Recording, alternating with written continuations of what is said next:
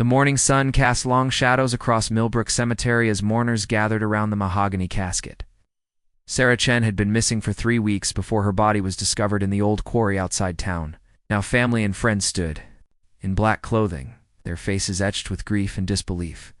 Margaret Chen clutched her daughter's photograph against her chest. The image showed Sarah smiling brightly at her college graduation just 2 years ago. At 24, Sarah had her whole life ahead of her. She worked as a nurse at Millbrook General Hospital and was planning to marry her longtime boyfriend, David Martinez, in the fall. The disappearance had shaken the small town of Millbrook to its core. Sarah was known for her kindness and reliability. She never missed work without calling, never failed to check in with her parents when she didn't show up for her shift on that Tuesday morning in March. Everyone knew something was terribly wrong.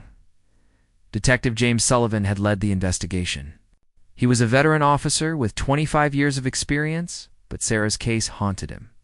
The last confirmed sighting of Sarah was at a gas station on Route 12, just outside town limits. Security footage showed her filling up her silver Honda Civic at 9:47 p.m. on Monday night. She appeared calm and normal, checking her phone as she waited for the tank to fill. The search efforts were massive. Hundreds of volunteers combed through forests, fields, and abandoned buildings. Search dogs followed scent trails that led to dead ends. The local news covered the story extensively, with Sarah's photograph appearing on television screens and missing person flyers throughout the region. Sarah's boyfriend David was devastated. He had been planning to propose to her on her 25th birthday, which was just 2 months away. He kept the engagement ring in his dresser drawer, unable to look at it without breaking down. David spent sleepless nights driving around town, searching places the police might have missed. Her co-workers at the hospital organized prayer vigils and fundraising efforts for the search. Sarah had been beloved by patients and staff alike. She had a special way with children in the pediatric ward, always managing to make them smile, even during their darkest moments. The hospital corridor where she worked felt empty without her cheerful presence. 3 weeks into the investigation, a jogger discovered what appeared to be human remains near the abandoned Millbrook quarry. The area was remote and rarely visited, surrounded by thick woods and accessible only by an old dirt road. Detective Sullivan received the call at 6:30 a.m. on a rainy Thursday morning. The body was in an advanced state of decomposition, making immediate identification impossible. However, personal items found nearby suggested it was Sarah. Her distinctive silver bracelet with a heart-shaped charm. A gift from her grandmother was found just a few feet from the remains. Her purse was discovered hidden under some fallen branches, containing her driver's license and credit cards. The medical examiner, Dr. Patricia Valdez, conducted the autopsy with extreme care. The condition of the remains made the process challenging, but dental records provided the confirmation that everyone dreaded. The body was indeed Sarah Chen. The cause of death appeared to be blunt force trauma to the head, suggesting she had been the victim of a violent crime. The news of Sarah's death spread through Millbrook like wildfire. The community that had held on to hope for 3 weeks now faced the crushing reality that their prayers had not been answered. Flowers and teddy bears began appearing at the hospital where Sarah had worked, creating an impromptu memorial that grew larger each day. Detective Sullivan immediately shifted the investigation from a missing person case to a homicide. He interviewed everyone who had contact with Sarah in the days leading up to her disappearance. Her family, friends, co-workers, and acquaintances all provided statements. But no one could offer any insight into who might have wanted to harm her. David Martinez became a person of interest, as is common in cases involving missing women. However, his alibi was solid. He had been working a night shift at the manufacturing plant where he was employed. With multiple witnesses confirming his presence, security cameras at his workplace showed him arriving at 10:30 p.m. on the night Sarah disappeared and leaving. At 7 a.m. the following morning, the funeral arrangements were made quickly. Margaret and Robert Chen wanted to lay their daughter to rest as soon as possible. They chose Millbrook Cemetery, a peaceful location on a hill overlooking the town where Sarah had grown up. The funeral home, Henderson & Sons, handled the arrangements. With sensitivity and care, the investigation continued even as the funeral was planned. Detective Sullivan worked around the clock, following every lead and examining every piece of evidence. The crime scene at the quarry yielded few clues. There were no obvious tire tracks or footprints, and the remote location suggested that whoever had brought Sarah there was familiar with the area. Forensic experts analyzed Sarah's clothing and personal belongings for DNA evidence. Her car was found abandoned in a shopping center parking lot 2 days after her disappearance. It had been wiped clean of fingerprints, indicating that her killer had been careful to avoid leaving evidence. The funeral service was scheduled for a Thursday afternoon. Father Michael Santos, who had known Sarah since she was a child, agreed to perform the ceremony. He struggled with what to say about such a senseless tragedy. Sarah had attended St. Mary's Catholic Church with her family for years, and her faith had been an important part of her life. Local businesses closed early, so their employees could attend the service. The entire town seemed to be in mourning. Sarah's death had left a hole in the community that would never be filled. She had volunteered at the animal shelter, helped organize charity drives, and always had a kind word for everyone she met. As Thursday morning arrived, the funeral home made final preparations. Casket was loaded into the hearse, and flowers were arranged around the gravesite. The cemetery workers had prepared everything carefully. Knowing that the entire town would be watching, Detective Sullivan planned to attend the funeral, hoping that Sarah's killer might show up among the mourners. It was a common occurrence in homicide cases, and he wanted to observe the crowd for anyone who seemed out of place or behaved suspiciously. The morning of the funeral was overcast and cool, the light breeze rustling through the trees. It seemed fitting that even the weather reflected the somber mood of the community. As the hearse made its way through town toward the cemetery, people lined the streets to pay their respects. Nobody could have imagined what was about to happen. At Millbrook Cemetery that afternoon, events that would unfold would shock not just the mourners gathered there, but people around the world who would hear the story in the days to come. 3 days after the shocking discovery of the empty casket, a breakthrough came from an unexpected source. A gas station attendant in Cedar Falls, a town 60 miles south of Millbrook, called police to report a woman who matched Sarah Chen's description.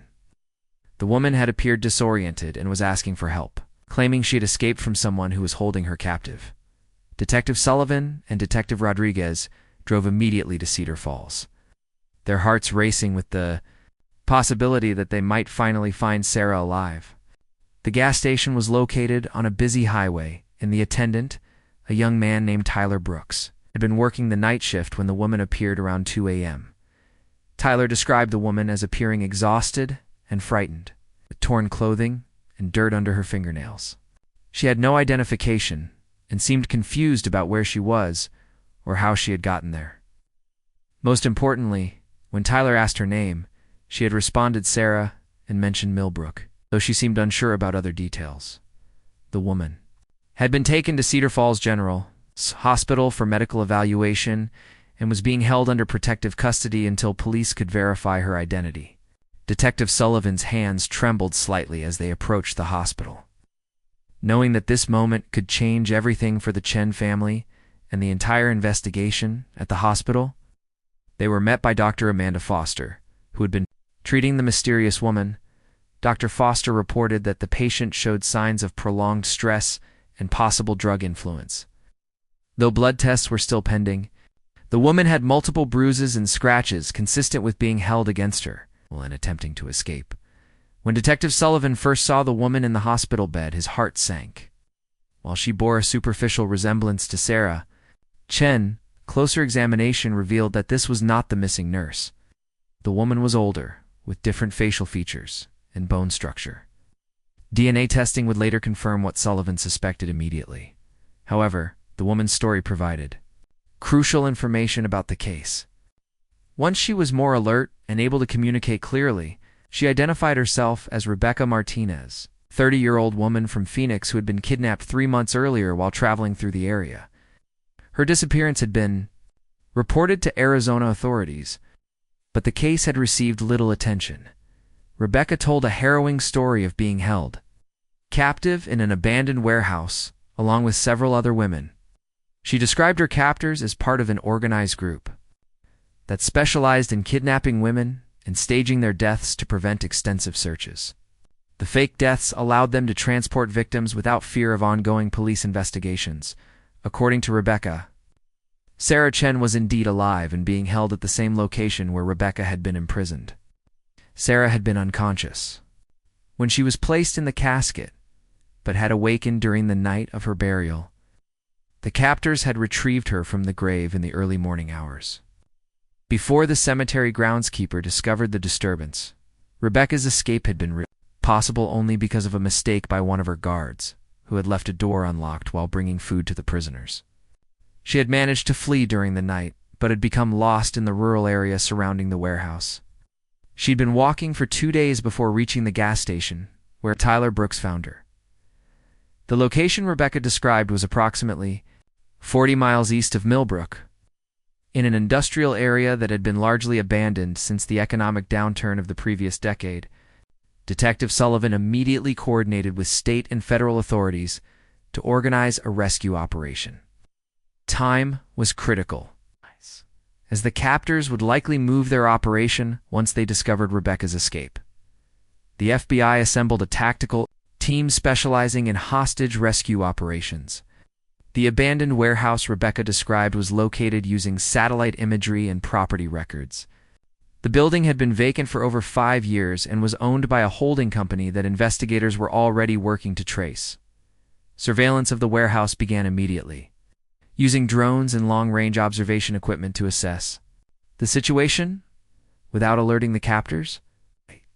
The building showed signs of recent activity, with vehicles parked nearby and lights visible in some windows. Thermal imaging suggested the presence of multiple individuals inside the structure.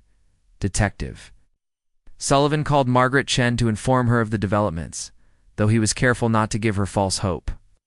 The possibility that Sarah was alive was real, but the situation remained extremely dangerous. Margaret broke down in tears upon hearing the news. Overwhelmed by the emotional roller coaster of the past week, the rescue operation was scheduled for dawn the following day. The tactical team would approach the warehouse from multiple directions with the primary goal of ensuring the safety of any hostages inside. Intelligence gathered from Rebecca suggested that there might be as many as 6 women being held captive. Along with at least 4 armed guards, Rebecca provided detailed information about the layout of the warehouse and the routines of the captors. She described how the women were kept in makeshift cells constructed from shipping containers, and how the guards rotated shifts every 12 hours. Her information would be crucial for planning the rescue operation. As night fell, Detective Sullivan found himself unable to sleep. The case had consumed his thoughts for weeks, and the possibility of rescuing Sarah alive gave him hope while simultaneously terrifying him. He had seen too many rescue operations go wrong, and the stakes could not be higher. The investigation into the criminal organization was expanding rapidly. Financial records suggested that the fake death scheme was part of a larger human trafficking operation that had been active for several years. The group appeared to be sophisticated and well-funded, with connections that reached far beyond the local area. Marcus Thompson, the mysterious man from Sarah's funeral, had been identified through facial recognition software as Vincent Caruso, a known associate of organized crime families. His presence at the funeral had likely been to confirm that the fake death had been accepted by authorities and that the investigation was being treated as a solved murder case. The complexity of the operation astounded investigators. The group had access to medical expertise necessary to create convincing fake remains, connections within the funeral industry to facilitate the staged burial, and resources to maintain multiple holding facilities. The investigation was revealing a criminal enterprise of unprecedented scope and sophistication. Dr. Valdez worked through the night analyzing evidence from the casket and coordinating with forensic experts from other jurisdictions. The biological evidence found in the casket included DNA from multiple individuals, suggesting that the fake death scheme had been used before. Cross-referencing with missing person databases revealed potential connections to unsolved disappearance cases in several states. The Chen family gathered at their home, joined by David Martinez and other close friends and relatives. They held an all-night vigil, praying for Sarah's safe return and struggling to comprehend the magnitude of what she had endured. The knowledge that she was alive filled them with hope, but the understanding of her suffering was almost unbearable. News of the potential rescue operation leaked to the media, despite efforts to maintain secrecy. By midnight, news crews were gathering near the police station and at the Chen family home. Detective Sullivan worked with public information officers to manage the media attention while protecting the integrity of the ongoing Operation The Rescue team conducted final preparations as dawn approached. Equipment was checked and rechecked, communication protocols were established, and contingency plans were reviewed. Everyone involved understood that they would have only one chance to successfully rescue the hostages without casualties. Rebecca Martinez remained under protective custody at the hospital, guarded by federal agents. Her courage in escaping and providing information had made the rescue operation possible. But her own recovery would require extensive medical and psychological support. The trauma she had endured would take years to overcome. As the first light of dawn appeared on the horizon, the rescue team moved into position around the warehouse. Detective Sullivan watched from the command post, knowing that the next few hours would determine whether Sarah Chen would be reunited with her family or whether the case would end in tragedy. The warehouse stood silent in the early morning light, its broken windows and rusted exterior giving no hint of the human drama unfolding inside. Within its walls, women who had been given up for dead waited unknowingly for rescue. While their captors continued their horrific operations, the stage was set for a confrontation that would either save lives or claim them. And Detective Sullivan could only watch and hope that justice would finally prevail. The ceremony began at 2 o'clock sharp. Father Santos stood at the head of the casket, his weathered hands gripping the prayer book as he looked out at the sea of faces before him. Nearly 300 people had gathered to say goodbye to Sarah Chen. The crowd included family members who had traveled from across the country, co-workers from the hospital, childhood friends, and dozens of community members whose lives Sarah had touched.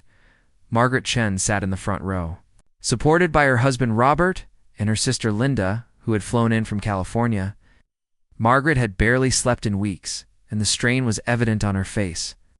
She kept staring at the casket, unable to accept that her vibrant daughter was inside. David Martinez sat beside them, his eyes red from crying. He held the engagement ring in his pocket, the one he would never get to give to Sarah. Detective Sullivan positioned himself near the back of the crowd, his eyes scanning the faces of mourners. I had studied photographs of everyone who had been interviewed in connection with Sarah's disappearance, and he watched for anyone who might seem nervous or out of place. His partner, Detective Lisa Rodriguez, was also present. Taking discreet photographs of the attendees, Father Santos began the service with a prayer, his voice carrying across the cemetery. The wind had picked up slightly, causing the flowers on nearby graves to sway gently. The atmosphere was heavy with grief and the weight of unanswered questions. Many mourners struggled to understand how someone as kind and innocent as Sarah could meet such a violent end. As the priest continued with the traditional funeral rites, Margaret Chen's attention was drawn to a disturbance near the cemetery gates. A group of late arrivals was making their way toward the service, moving carefully between the headstones. She recognized some faces from the hospital where Sarah had worked, but there were others she didn't know. The service proceeded with readings from Scripture and a eulogy delivered by Sarah's college roommate, Jennifer Walsh. Jennifer spoke about Sarah's dreams of becoming a pediatric nurse practitioner and her plans to open a free clinic for underprivileged children. Her voice broke several times as she shared memories of their friendship and the future that had been stolen from Sarah. Detective Sullivan noticed a man standing apart from the main group of mourners. He appeared to be in his 30s, with dark hair and a beard, wearing a black suit that looked expensive. The man kept checking his watch and seemed agitated. Sullivan made a mental note to identify him later. As the service neared its conclusion, Father Santos invited anyone who wished to say a few words about Sarah to come forward. Several people shared brief memories and expressions of love. David Martinez struggled to his feet and walked to the front of the gathering. He spoke about Sarah's compassion and her dream of making the world a better place. His voice was barely audible as he promised to never forget her. The final prayers were said, and pallbearers prepared to lower the casket into the ground. The cemetery workers had done their job professionally, ensuring that everything was ready for the burial. The mechanical lowering device was in position, and fresh earth was piled nearby. Covered respectfully with a green cloth, Margaret Chen approached the casket for one last goodbye. She placed a single white rose on the polished wood and whispered words that only she and her daughter could hear. Other mourners followed, dropping flowers and small mementos into the grave. The sound of dirt hitting the casket would haunt many of them for years to come. As the crowd began to disperse, Detective Sullivan approached the mysterious man he had noticed earlier. The man introduced himself as Marcus Thompson, claiming to be a former patient of Sarah's from the hospital. His story seemed plausible, but something about his demeanor made Sullivan suspicious. Thompson provided his contact information and left quickly, avoiding further conversation. The reception was held at the community center downtown. Margaret Chen had insisted on providing food for everyone who attended the service, despite her overwhelming grief. The gesture was typical of the family's generosity, something Sarah had inherited from her parents. People shared stories about Sarah over plates of sandwiches and coffee, trying to find comfort in their shared memories. Dr. Elizabeth Harper, Sarah's supervisor at the hospital, spoke with Detective Sullivan during the reception. She mentioned that Sarah had seemed troubled in the weeks before her disappearance. Though she hadn't shared what was bothering her, Sarah had been working extra shifts and had seemed distracted during patient care meetings. The revelation was significant. Till that moment, everyone had insisted that Sarah seemed normal in the days before she vanished. Dr. Harper's observation suggested that Sarah might have been dealing with something that she hadn't shared with her family or boyfriend. Sullivan made arrangements to interview Dr. Harper in detail the following day. As evening approached, the last of the mourners left the community center. The Chen family returned home to face their first night knowing that Sarah was truly gone. The house felt impossibly empty without her presence. Her room remained exactly as she had left it, with nursing textbooks on the desk and photographs of friends and family covering the walls.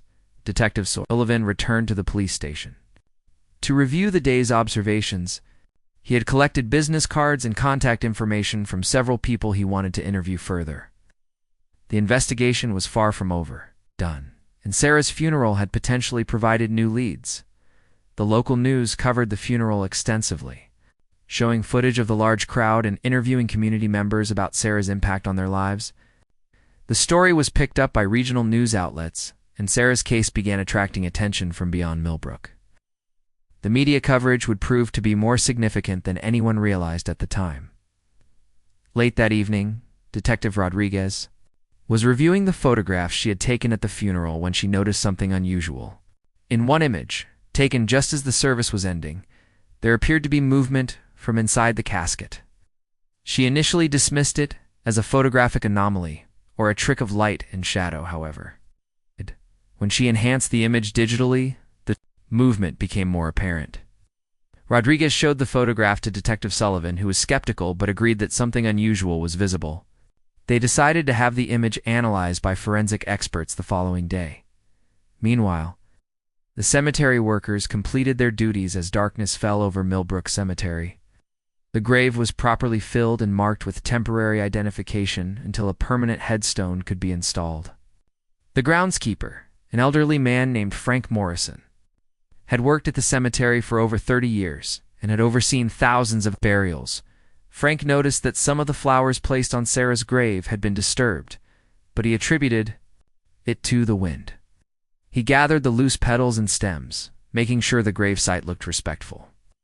As he worked by lamplight, he thought he heard a faint sound coming from beneath the ground. He paused and listened carefully, but the cemetery had returned to its usual silence. The night passed quietly in Millbrook. The Chen family tried to sleep, knowing that tomorrow would bring the difficult task of continuing their lives without Sarah.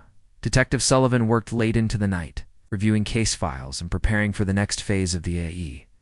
investigation, none of them could have imagined that Sarah's story was far from over. The events of the funeral had set in motion a chain of discoveries that would challenge everything they thought they knew about her disappearance and death. The truth was more shocking than anyone could have anticipated. The next morning brought an unexpected phone call that would change everything. Frank Morrison, the cemetery groundskeeper, called the police station at 6:15 a.m., his voice shaking with fear and confusion. He reported hearing sounds coming from Sarah Chen's grave during his early morning rounds. Detective Sullivan initially thought the elderly man might be imagining things. Due to the emotional nature of the previous day's burial, however, Frank insisted that what he heard was real. He described hearing what sounded like scratching and muffled cries coming from beneath the freshly turned earth. The sounds had been faint but persistent, lasting for several minutes before falling silent. Frank had immediately called the police, afraid to investigate further on his own.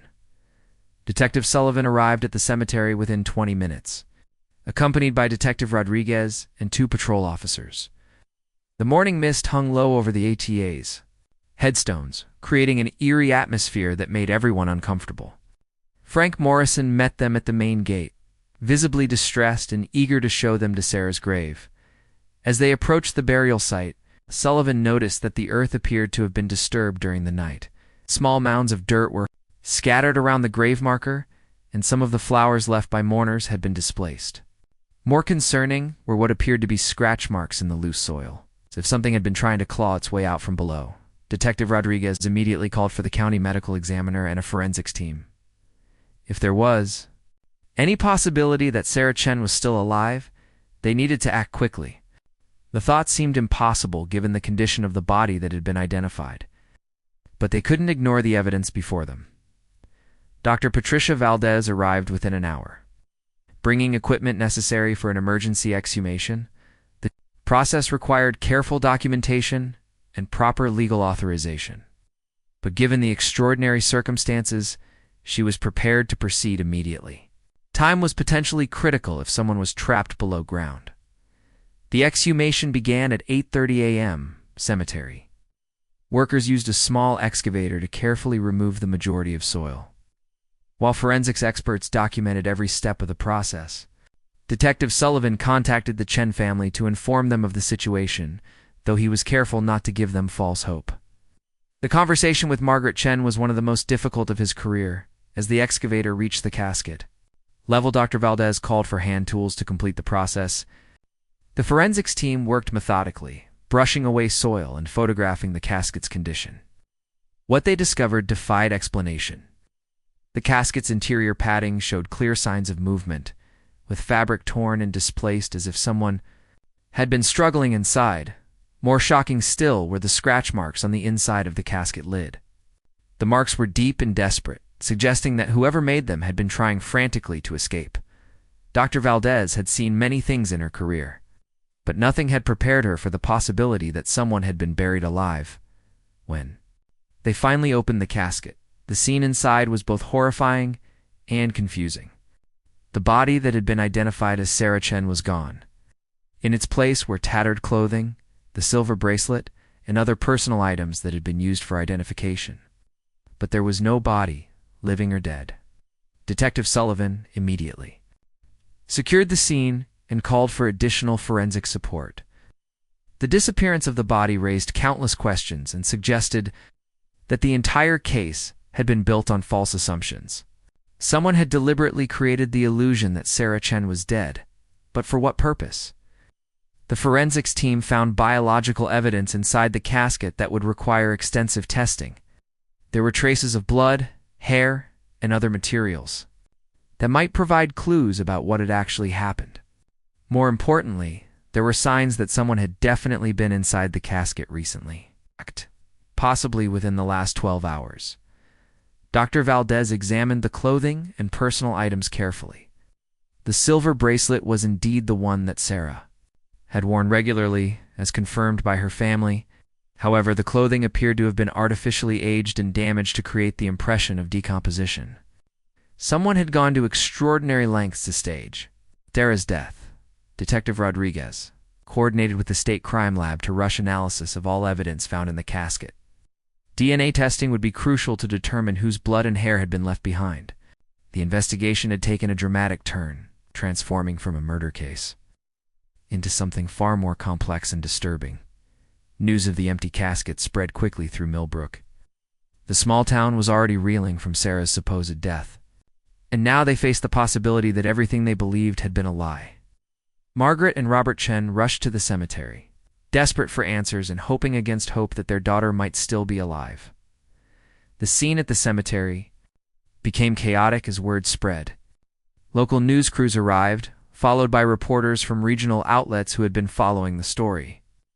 Detective Sullivan had to establish a perimeter around the gravesite to preserve evidence while managing the growing crowd of curious onlookers and media personnel.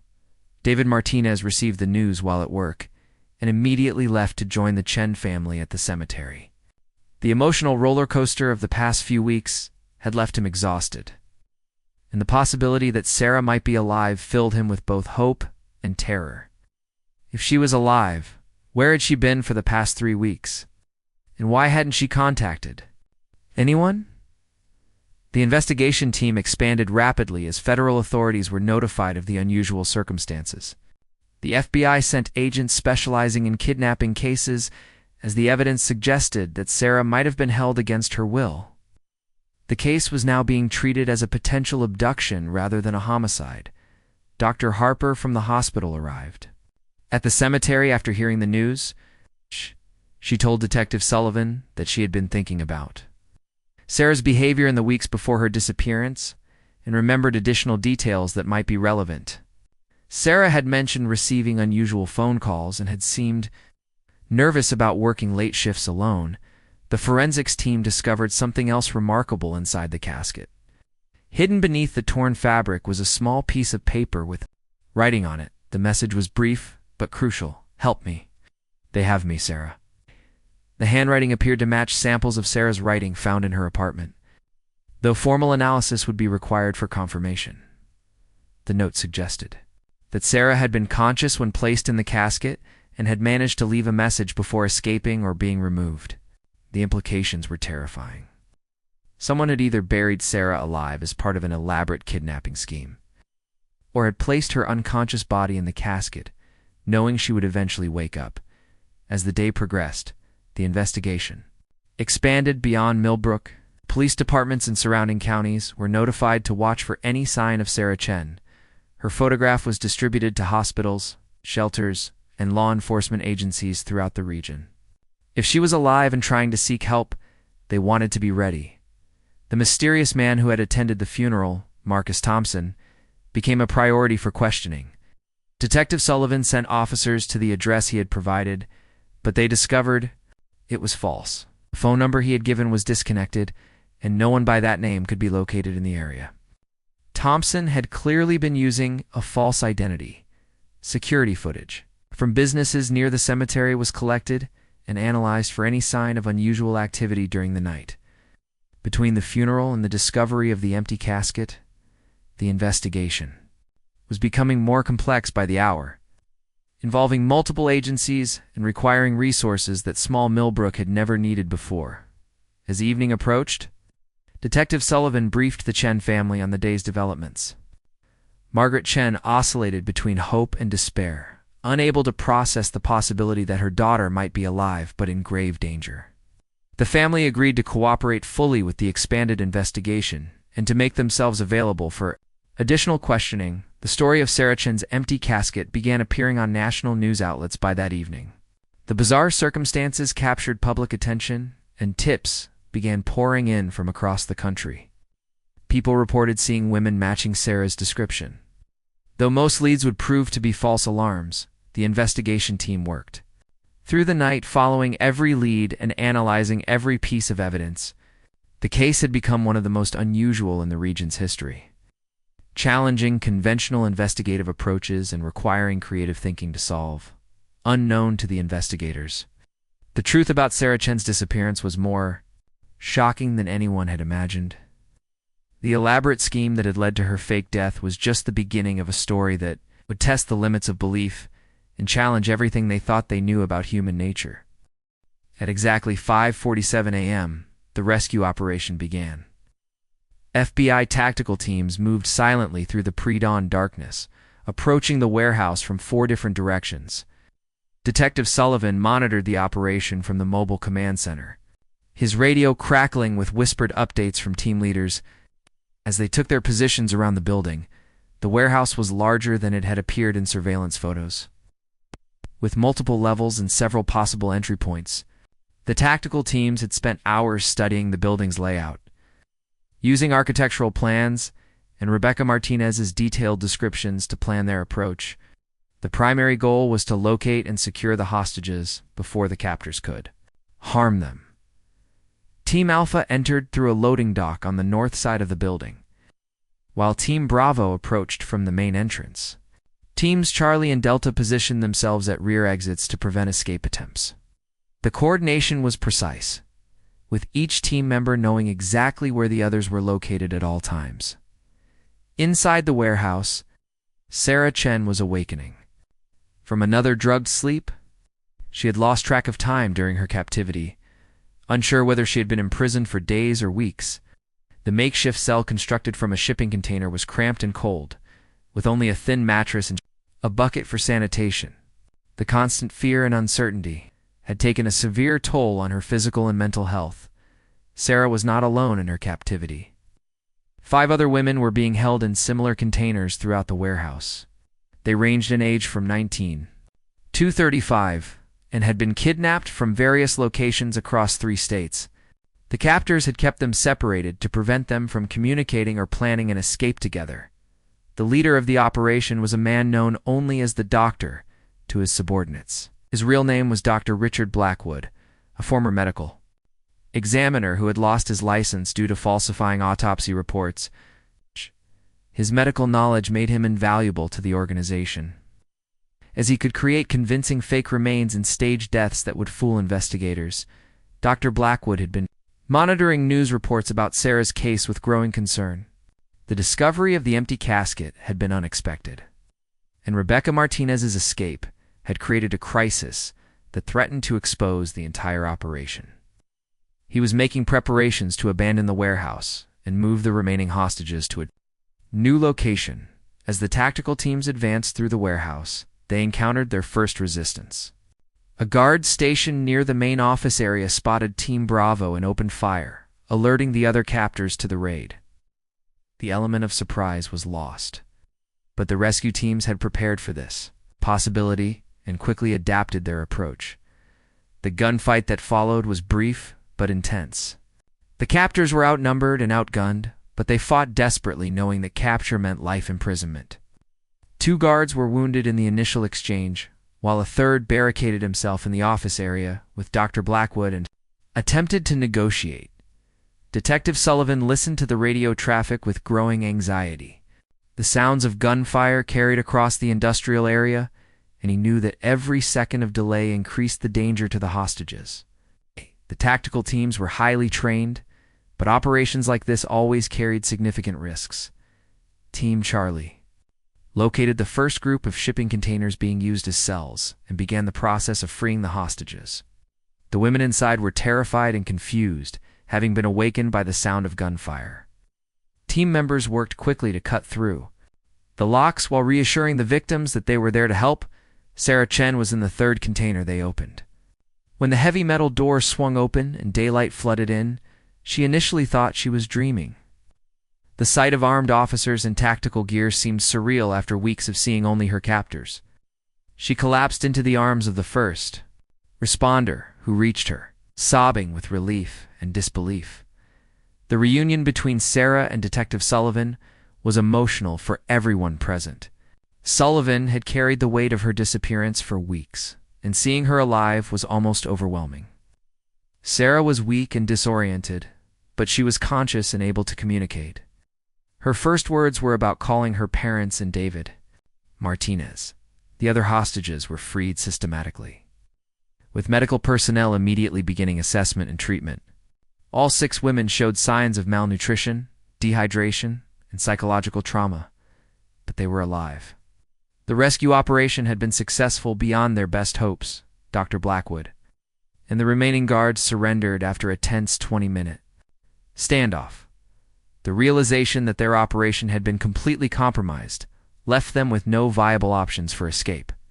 Federal agents found extensive documentation in the office area, including records of previous kidnappings and detailed plans for expanding their criminal enterprise. The evidence seized from the warehouse painted a horrifying picture of the organization's scope. Computer files revealed connections to similar operations in at least 7 other states, with dozens of women potentially affected.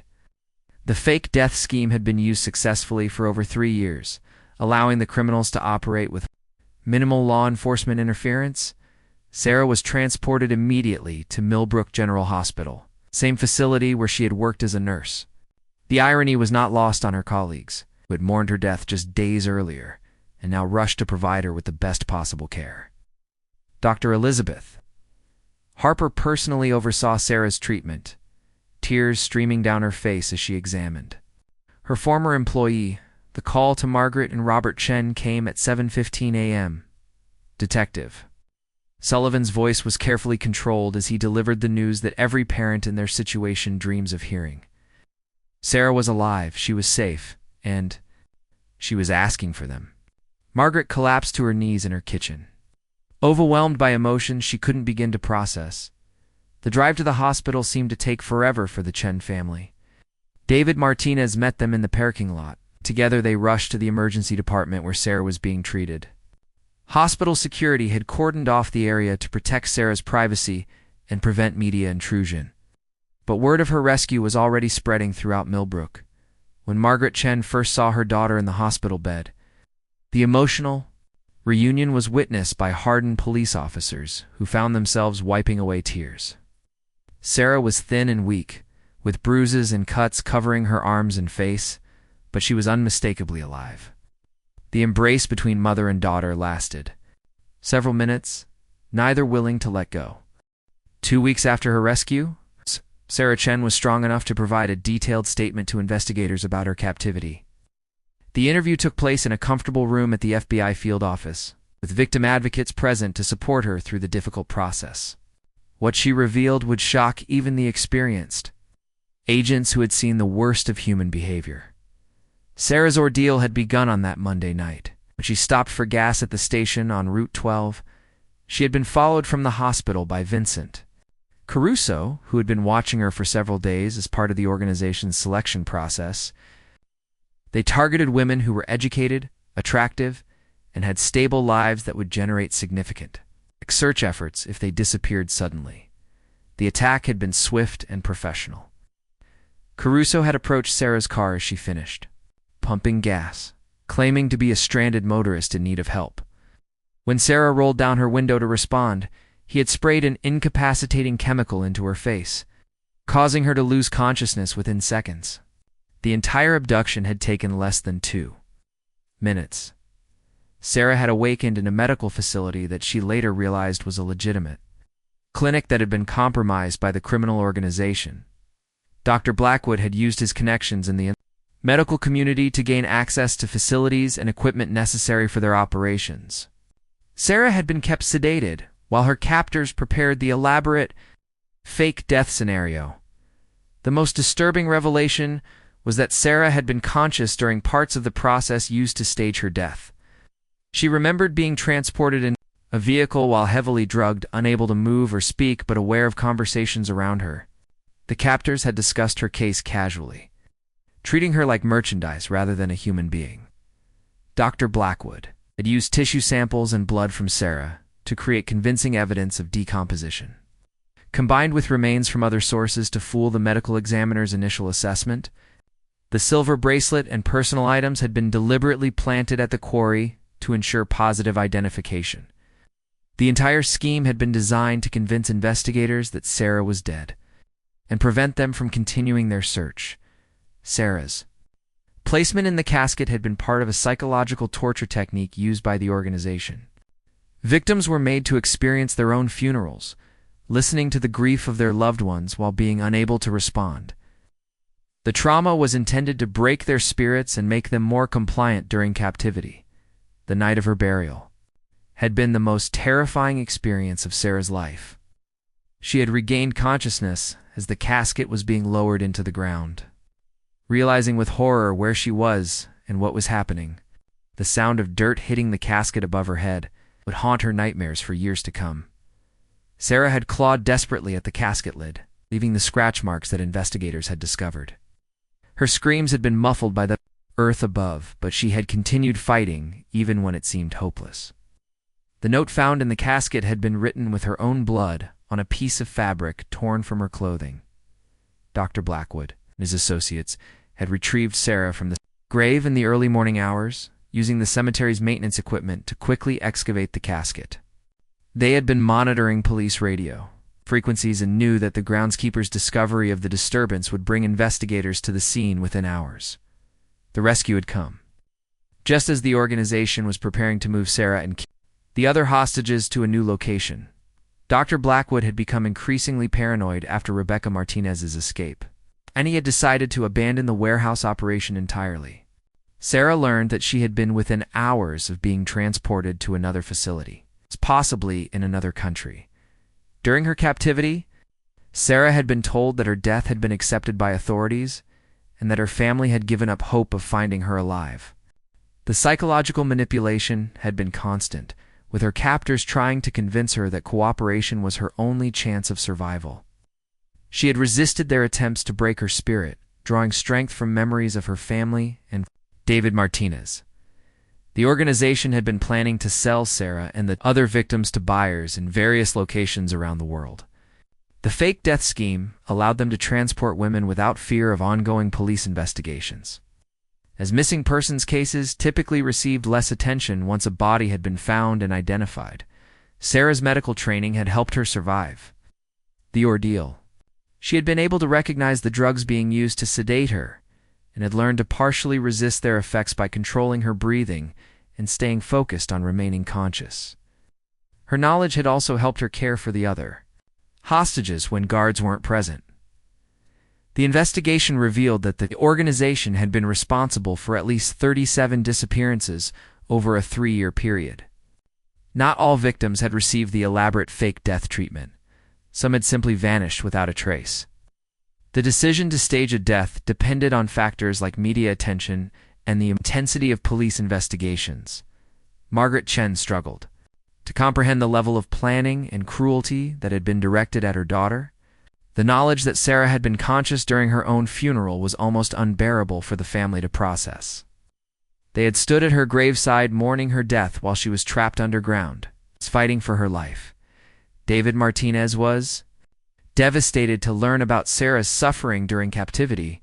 The engagement ring he had carried for weeks had become a symbol of hope during the darkest moments of the investigation, and he proposed to Sarah in her hospital room 2 days after her rescue. Their wedding, originally planned for the fall, was postponed to allow Sarah time to heal from her trauma. Dr. Blackwood's cooperation with investigators led to the discovery of additional facilities and the rescue of 6 more women who had been reported as deceased in other jurisdictions. The scope of the organization continued to expand as more evidence was analyzed, revealing connections to international trafficking networks that had operated for decades. The legal proceedings that followed were among the most complex in the region's history. Dr. Blackwood received life imprisonment without possibility of parole, while Vincent Caruso and other organization members received lengthy sentences. The trials attracted national attention and led to changes in how missing person cases are investigated and how death determinations are made. Sarah's story became a catalyst for reform in law, enforcement protocols, and medical examiner procedures. The case highlighted vulnerabilities in the system that allowed sophisticated criminal organizations to manipulate investigations and fool authorities. Training programs were developed to help investigators recognize signs of staged deaths and fake evidence. The town of Millbrook slowly returned to normal, though the events had changed the community forever. Sarah's rescue had restored faith in law enforcement and demonstrated the importance of never giving up hope, even in the darkest circumstances. Memorial services were held for other victims who had not been as fortunate as Sarah. Sarah herself became an advocate for missing persons and human trafficking victims. Her unique experience as someone who had survived both a fake death and prolonged captivity gave her a powerful voice in discussions about improving victim support services and prevention programs. She eventually returned to nursing, specializing in trauma care. The empty casket at Millbrook Cemetery was filled with soil and marked with a memorial stone, honoring all victims of human trafficking. The site became a place of reflection and remembrance. Visited by people from around the world who had been touched by Sarah's story, Detective Sullivan continued his career in law enforcement, but Sarah's case remained the most significant of his professional life. He maintained contact with the Chen family and often spoke at conferences about the importance of thorough investigation and never accepting convenient conclusions without proper verification. Years later, Sarah and David Martinez were married. In a small ceremony attended by the investigators' medical personnel and community members who had played roles in her rescue, their wedding was a celebration not just of their love, but of the triumph of hope over despair and the power of human resilience in the face of unimaginable adversity. The case of Sarah Chen, the woman who was found alive at her own funeral, became a legend in law enforcement circles and a reminder that truth can be stranger than fiction. Her survival and recovery inspired countless others who faced their own struggles, proving that even in the darkest moments, there is always reason to hope for a better tomorrow. David Martinez waited his turn, uncertain of what to say or how to react. The woman he loved had been through an ordeal he couldn't imagine. He wasn't sure if she would still be the same person he had planned to marry. When Sarah saw him, she reached out weakly and whispered his name. The engagement ring he had carried in his pocket for weeks suddenly felt like a symbol of hope rather than loss. Dr. Foster conducted a comprehensive medical evaluation of Sarah, finding evidence of prolonged captivity but no life-threatening injuries. The psychological trauma would require extensive therapy, but Sarah's physical condition was better than expected given the circumstances. Her captors had kept her alive because she had value to their operation, though the details of their plans remained unclear. The investigation team worked around the clock to process the evidence seized from the warehouse. Financial records revealed a sophisticated money laundering operation that had generated millions of dollars for the criminal organization. The fake deaths had been just one part of a larger human trafficking network that extended across international borders.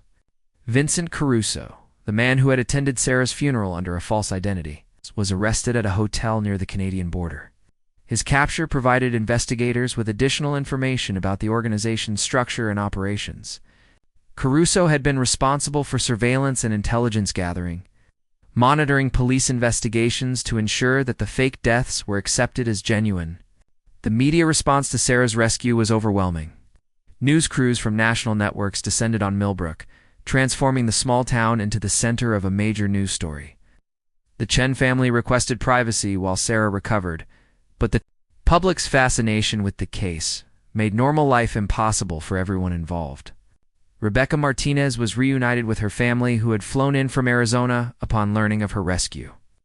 Her courage in escaping and providing information to investigators had saved not only her own life, but the lives of the other hostages as well.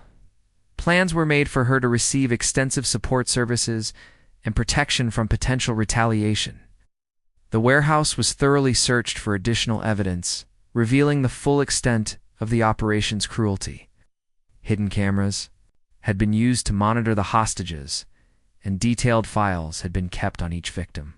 The organization had been planning to expand their operations significantly, with plans to establish similar facilities in other regions. Dr. Blackwood proved to be a valuable source of information. Once he realized the hopelessness of his situation, his cooperation led investigators to additional locations and provided insight into how the fake death scheme had been developed and implemented. His medical expertise had been crucial to the operation's success, and his testimony would be essential for prosecuting other members of the organization. The legal proceedings that followed would be complex and lengthy, involving multiple jurisdictions and federal charges.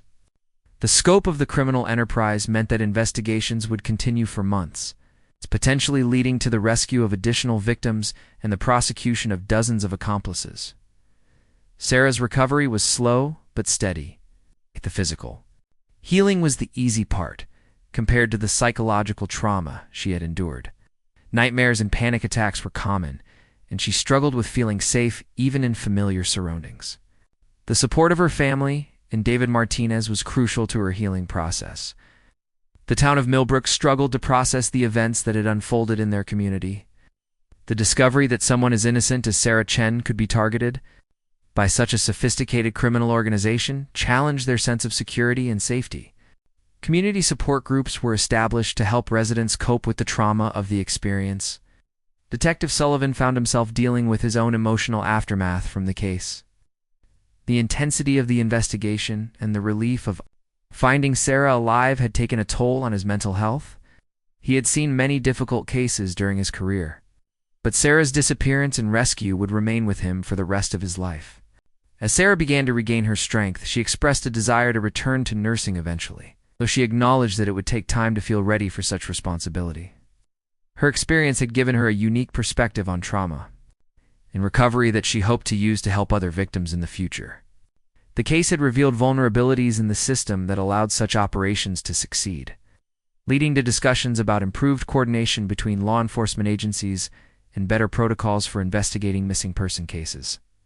Sarah's story would ultimately lead to changes that would protect other potential victims.